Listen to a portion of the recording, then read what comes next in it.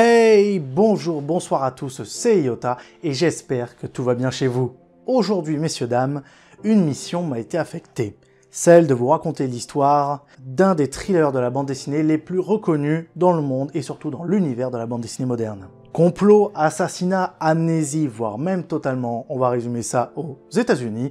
Oui, messieurs, dames, aujourd'hui, laissez-moi vous raconter l'histoire de la saga 13. «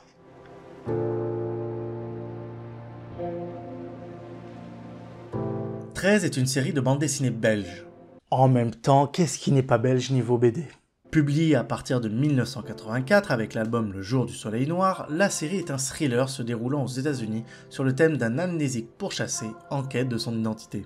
Alors je sais que c'est un résumé très simple, mais je viendrai à détailler plus tard.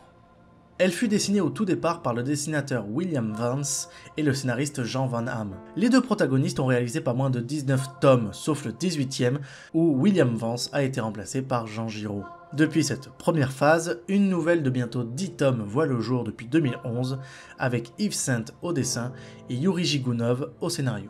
La série 13 a connu un très grand succès et est aujourd'hui connue comme un des best-sellers de la bande dessinée. En tout, c'est 28 tomes parus à ce jour, dont 13 hors-série et presque plus de 40 ans de suspense renouvelé.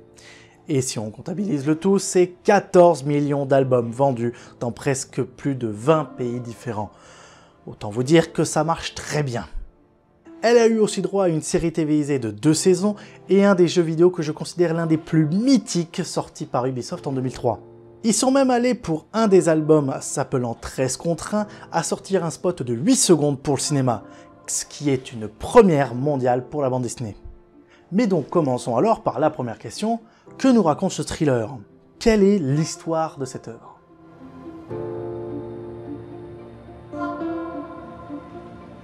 Un inconnu est découvert gisant sur une plage, inconscient et blessé par balle à la tempe. Complètement amnésique, il ne se souvient plus de son nom, ni même de son passé. Mais ce qui est sûr, c'est qu'il porte un mystérieux chiffre, le chiffre 13, tatoué au-dessus de la clavicule gauche, un nombre qui va le suivre tout au long de son aventure. Il découvre rapidement qu'un tueur à gages surnommé la Mangouste le poursuit avec ses hommes, et que le colonel des services secrets le recherche pour l'assassinat du président des États-Unis quelques mois plus tôt. Ouais, c'est sûr que quand tu perds la mémoire et qu'on te résume ça comme ça, c'est sûr que ça doit pas être drôle à digérer, hein. À la recherche de son identité, 13 découvre que son tatouage est lié à un vaste complot menant à vouloir instaurer une dictature fasciste aux États-Unis, à savoir la conspiration des 20. Mais quelle est donc cette conspiration? Eh ben ça, je vais vous laisser moi-même le dire en voix off. Oui, malheureusement, le professeur Watercult a pris des vacances un peu plus longues. Beaucoup trop même d'ailleurs. D'ailleurs, il va falloir que je lui demande de rattraper parce qu'il a des RTT à rattraper lui, ce con.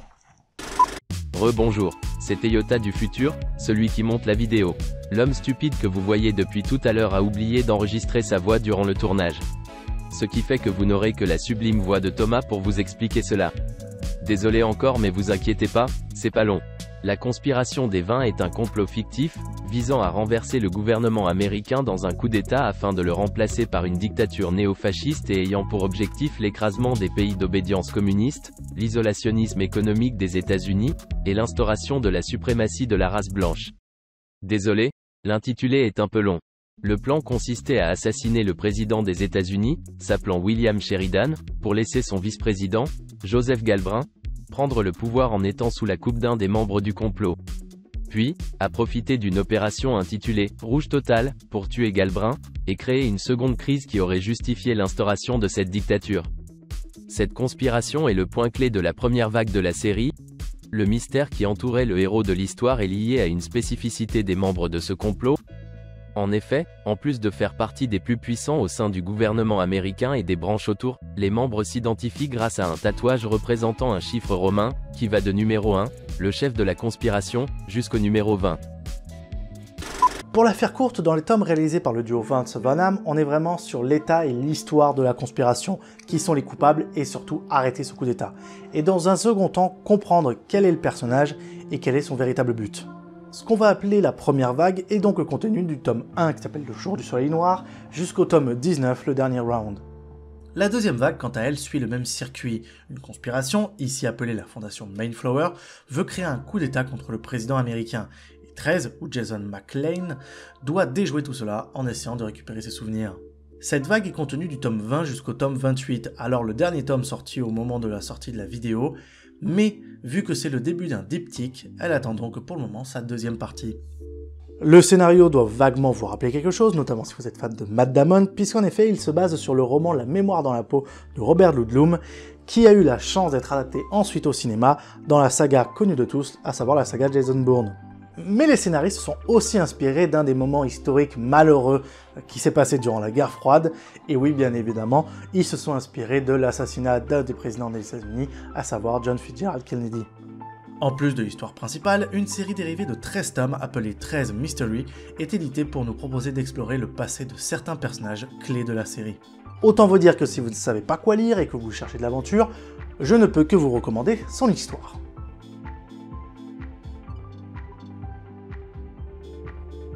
Mais c'est bien beau de nous présenter le scénario, mais qui sont les personnages? Quels sont les principaux protagonistes? Bon, je vais pas tous vous les présenter comme d'habitude, mais j'aimerais vous en présenter 3 qui pour moi ont une importance capitale, notamment dans la première vague.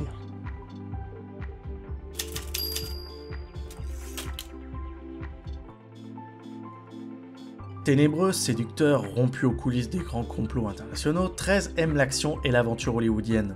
Tatoué sur la clavicule, cet amnésique parle couramment anglais et espagnol.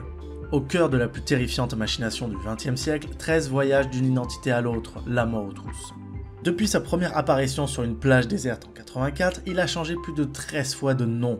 La balle qui lui a traversé la tête l'empêche de savoir qui il est. Jason Fly, Steve Rowland, Jake Shelton, Ross Tanner, Kelly Bryan, Carl Meredith ou l'une des multiples identités sous lesquelles il brouille les pistes biographiques depuis 84. Jean Bonham d'ailleurs a une explication sur le 13. Le 13 est un signe de chance pour certains et de malchance pour d'autres. Mon père et mon grand-père sont nés un vendredi 13, et ce nombre a une forte portée symbolique dans l'imaginaire collectif. À l'aube de la série, quand son corps est découvert à Peacock Bay, sur la côte est des États-Unis, par Ab et Sally Smith, un couple de retraités, sa mémoire est vide. À son réveil, il se découvre avec une charmante mèche de cheveux blancs, un truc qui va le caractériser tout au long de la série. Et il ne se souvient ni de son nom ni de son passé. Un seul indice peut lui permettre de remonter la piste de son identité, le fameux chiffre 13 sur la clavicule gauche.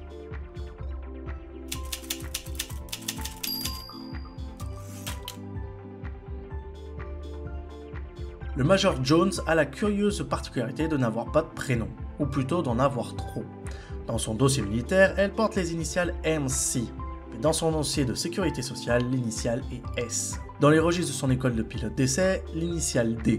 Donc, elle en a beaucoup. Seul son numéro de matricule militaire, le 374 801 4, permet de l'identifier avec certitude dans les différents documents qui la mentionnent.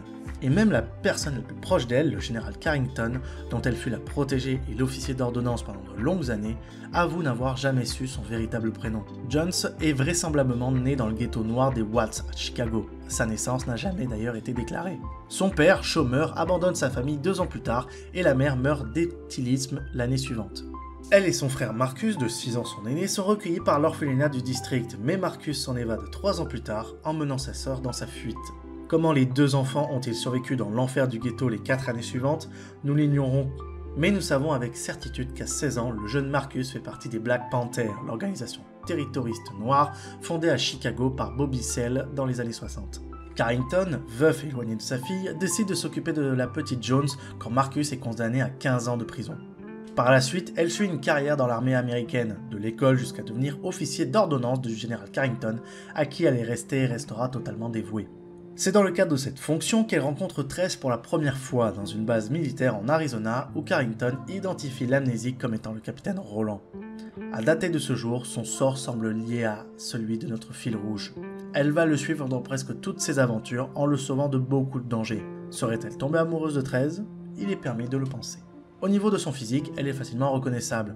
Coupe de cheveux de couleur foncée, plutôt typique des années 60, un physique très fit, normal, elle est militaire, très belle femme, et pour la trouver, c'est tout simple, elle est dans toute l'aventure.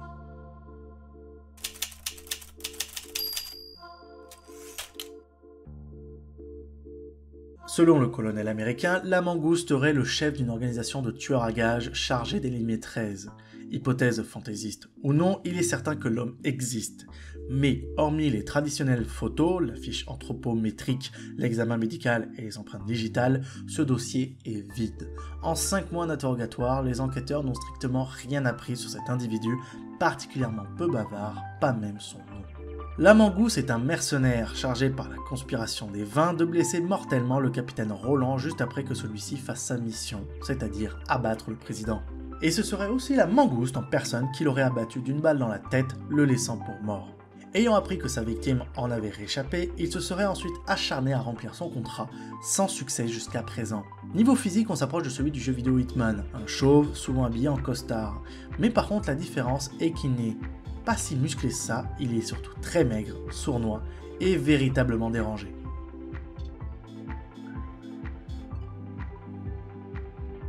Enfin, que pouvons-nous rajouter de plus pour cette saga? Et bah tout bonnement, déjà on peut parler de la série, puisqu'en effet 13 a donc été transformé en téléfilm en 2008, grâce à une collaboration franco-canadienne, dont la série a été appelée 13 The Conspiracy, dont on a pu voir une saison de 2 épisodes. Je vois toujours pas l'intérêt, mais bon, ils l'ont fait. Mais ne vous inquiétez pas, ils se sont rattrapés très rapidement, puisqu'en 2011, ils nous ont donc pondu une série s'appelant 13 la série, un instinct qui se complique pas trop pour les noms, qui comprend donc maintenant 2 saisons de 13 épisodes. Je dois avouer que je n'ai pas encore eu l'occasion de les voir, je sais même pas trop où ça se trouve, je crois que de souvenir ça se trouve sur Canal+.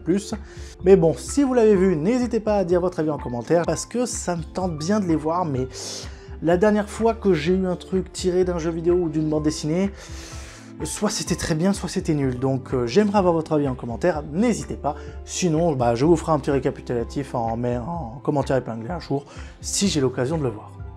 En octobre 2015, l'hebdomadaire L'Express a consacré un numéro spécial à cette série pour célébrer son succès et sa place de leader dans le thriller en bande dessinée.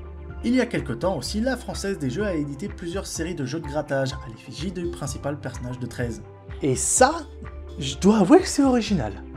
Le 22 mai 1999, la Fédération française de rugby à 13, pour la finale du championnat de France, a diffusé aux spectateurs un album souple promotionnel, qui est en fait une réédition du premier album Le Jour du Soleil Noir, pour jouer bien sûr de la similitude entre le nom de la série de bande dessinée et le nombre de joueurs qui fait référence à cette forme du rugby. Le Figaro lance le 1er janvier 2010 la collection 13, une édition prestige de 20 volumes, 18 de 13 et 2 de 13 Mystery, comprenant un cahier collector thématique de 8 pages en supplément, permettant de pénétrer dans les recoins secrets de la saga.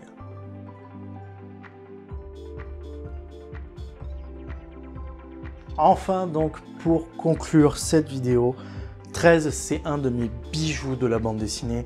Je pense que tout le monde a à peu près sa BD préférée et moi je dois avouer que ça se joue, alors je dois vous avouer, ça se joue entre potentiellement 13 et Blueberry, mais je dois avouer que j'ai vraiment un très grand faible pour 13, je suis tombé amoureux du dessin, de l'histoire, de l'intrigue, des personnages, bref, tout est incroyable dans cette bande dessinée, donc n'hésitez pas à aller les lire, sachant que je pense que cette année sera donc la sortie du prochain. Hein, on s'approche quand même des 40, je crois que c'est cette année vraiment où on était les 40 ans. Donc honnêtement, j'espère de tout cœur qu'on verra une suite. Normalement, comme je l'ai dit, il y a un début de diptyque avec le tome 28, donc ça m'étonnerait qu'il n'y ait pas un numéro 29. Donc j'ai de tout cœur espoir qu'il soit génial, comme tout le reste de l'histoire. Et moi, de vous compter, je vais vous dire à bientôt, hein, je vais me replonger, je pense, directement dans l'histoire, j'en ai la chance. Et on se retrouve la semaine prochaine pour une prochaine vidéo. C'était Yota en direct de la toile, et à bientôt sur YouTube. Ciao!